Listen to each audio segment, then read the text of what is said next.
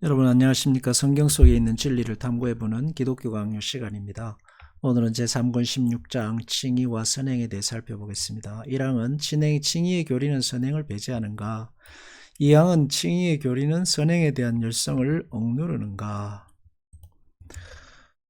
1항입니다. 칭의의 교리는 선행을 배제하는가? 아니죠. 칭의는 오히려 선행의 교리를 더 강조하고 그리스도인으로서 착하게 선하게 살아야 할 분명한 이유를 제시하고 있습니다.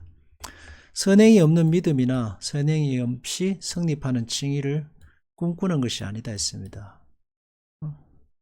중요한 것은 한 가지죠. 믿음과 선행은 굳게 결합되어야 한다는 것을 인정하면서도 여전히 칭의는 행위에 있지 않고 믿음에 있다 하는 것입니다. 믿음과 선행은 분리될 수 없는 신앙의 덕목입니다. 신자는 마땅히 믿음으로 살아야 하고 그 믿음은 선행과 함께 해야 됩니다. 그렇지만 믿음이 선행으로서 증명된다거나 선행으로 믿음이 만들어진다거나 하진 않습니다. 인간의 선행으로 믿음, 소위 말해서 하나님의 칭의, 하나님의 자녀됨, 십자가를 만들 수 없습니다. 그래서 자칫 선행을 강조하다 보면 언제나 부딪히는 질문이 있습니다. 저분은 법 없이도 살 사람인데 지옥에 가는 게 말이 됩니까? 라는 질문입니다. 인간의 선행을 너무 강조하고 선행을 전부로 보았기 때문입니다. 우리의 해답은 뭐죠? 언제나 예수 그리스도의 십자가입니다. 십자가의 구속의 사역은 인간이 죄인이며 그 어떤 사람도 그 어떤 의인도 소위 말하는 그 어떤 훌륭한 자도 하나님의 의에 이룰 수 없다는 가장 강력한 증거입니다. 하나님의 앞에서 인정된 하나님의 사람으로서의 의로운 자로서의 받아들여짐은 인간의 행위로 가당치 않습니다. 오직 믿음, 하나님의 은혜로 이루어질 뿐입니다. 다른 말로 하면 하나님께서 택하신 자에게 믿음을 주시고 그 믿음을 그리스도의 십자가의 대속의 사역과 함께 주셔서 인간의 죄를 사하시고 하나님이 하나님의 자녀로 삼으신다는 것입니다. 그래서 믿음은 믿음 자체로 완전함이 모자람이 없습니다. 왜냐하면 그 믿음의 내용 속에는 그리스도의 십자가가 있기 때문입니다. 믿음이 단지 그냥 나는 예수님을 믿습니다 하는 게 아니라 그 믿음의 내용을 하나님이 꽉꽉 채우셨습니다. 예수 그리스도의 십자가의 사역으로 꽉꽉 채우셔서 모자람이 없게 하셨습니다. 하나님께서 증명하시고 하나님께서 약속하시고 하나님께서 이루시겠다는 하나님의 열심과 사랑을 그 믿음에 담아서 우리에게 주셨습니다. 그럼 인간의 행위는 무엇인가? 그 사랑과 그 은혜와 하나님의 그 놀라우신 그 전부를 받은 우리가 마땅히 살아야 하는 삶의 도리입니다. 인간의 선행은 그래서 거기서부터 나오는 것이지 보상에서 나오는 것이 아닙니다. 사람들이 믿음을 강조하고 구원이 하나님의 은혜고 선물이란 걸 강조하면은 사람들이 이렇게 말합니다. 그러면 신앙생활 열심히 할 필요 없네. 대충 살다 그냥 천국 가면 되지라고 하는데 그것은 믿음 안에 담겨진 내용을 자꾸 잊어버리기 때문입니다. 인간의 죄성이죠. 하나님이 우리에게 믿음을 주시기 위해서 하신 일이 하나님 자신 스스로의 죽음입니다. 열심이고 하나님의 희생이고 하나님의 눈물이고 하나님 편에서의 그 가슴 아픈 수많은 영겁의 세월입니다. 우리는 그것을 생각지 않고 믿음 뭐 아무나 받는 거네 그러면 열심히 할 필요 없네 하는 것은 참 인간이 얼마나 얄팍하고 인간이 얼마나 그 눈에 보이는 것에 익숙한 존재인가 하는 것을 보여주고 있습니다. 자녀들 보십시오. 부모가 열심히 키워서 이제 살만하면은 엄마가 아빠가 나한테 해준 게 뭡니까? 라고 하는 이야기하고 마찬가지입니다. 평생도록 키웠잖아요.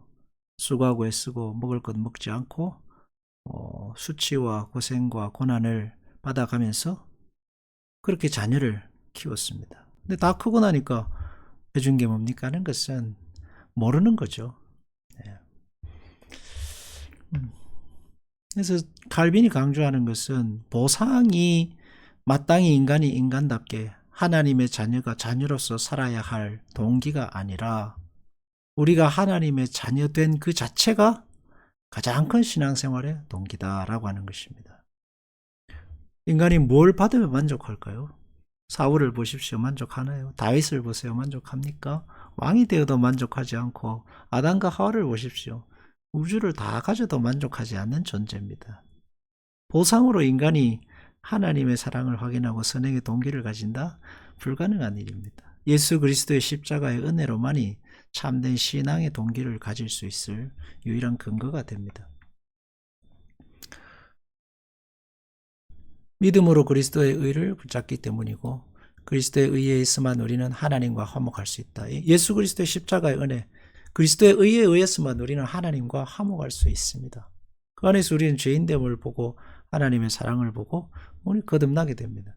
그리스도의 의를 붙잡으면 동시에 그 안에 예수 그리스도의 거룩함이 있습니다. 예수님 안에서 거룩함과 그리스도의 의를 분리할 수 없잖아요. 거룩한 삶과 십자가의 은혜를 분리할 수 없습니다. 그건 하나입니다. 의로움과 거룩함과 구속함이 되셨습니다. 그래서 신자는 마땅히 그 의로움과 거룩함의 구속함을 내용을 쫓아서 살아가는 것이 마땅한 신자의 도리입니다. 그리고 하나님께서 부르신 그 사람은 동시에 거룩하게 만들어 가십니다. 우리 하나 되셨으니까요. 그리고 영원히 풀 수 없는 유대 관계입니다. 다른 말로 하면은 신자가 되면은 세상의 죄악을 쫓아서 세상과 같이 먹고 마시는 것이 불편해집니다. 누가 딱히 가르치지 않아도 불편해져요. 세상 사는 것이 불편해집니다. 예전에는 아무 생각 없이 짓던 죄악, 유혹 이런 게 불편해진다고요. 무슨 말입니까? 예수 그리스도와 함께 거룩함을 쫓아가고자 하는 마음이 신자가 됨 동시에 그리스도를 알아감과 동시에 구원이 뭔가를 깨달아감과 동시에 점점 더 깊어진다는 얘기입니다. 그런 방법으로 하나님은 우리를 의롭게 하시고 거룩하게 만들어 가십니다. 한쪽이 있으면 반드시 다른 쪽도 있다. 뗄래야 뗄 수가 없죠. 의롭다함을 받는 것과 행위는 뗄래야 뗄 수가 없습니다. 행위에 의한 것이 아닙니다. 그러나 그 행위가 그 안에 따라오기 마련입니다. 그리스도 안에 참여한다는 것은 의에 못지않게 거룩함을 포함한다. 인간으로 태어났다는 것은 인간답게 살아야 하는 것이 포함되는 거죠. 우리가 그리스도의 자녀가 됐습니다. 자녀답게 살아야 하는 이유가 어디에? 보상에서 있는 것이 아니라 자녀답게 살아야 하는 이유가 하나님의 사랑과 은혜, 그리스도의 십자가의 죽으심과 그 은혜 속에 있습니다. 하나님이 우리를 구원하시기 위해서 베푸신 그 치열하심, 그리고 그 영겁의 세월 동안의 인내, 그리스도의 십자가를 통해서 하나님 자신을 내어주신 무한하신 사랑, 이런 것을 생각하고 알아가면 당연히 거룩하게 살아야 하는 삶이 나오게 됩니다. 사람이 보상을 바라고 하나님을 섬기면 하나님께 노동을 파는 것이다. 신앙의 선행의 행위를 하나님과 거래하는 거죠. 보상과 함께. 하나님, 내 뭐 줄래요? 하나님 나한테 뭐 줄랍니까? 하나님 내 주일 성수할게요. 뭐 줄래요? 하나님 내 헌금 열심히 할게요. 나한테 뭐 줄래요? 하나님 내 용서할게요. 하나님 나한테 뭐 줄래요? 라는 보상을 근거로 하면 거래가 되죠.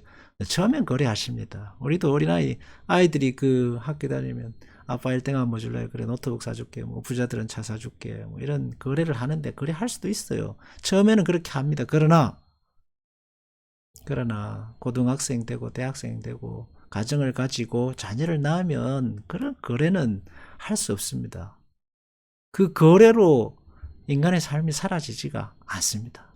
보상으로 신자된 삶이 절대로 사라지지 않습니다. 안 됩니다. 그게 안 됩니다. 근데 그거 안 받고 말지 라는 게 인간의 마음속에 들어옵니다.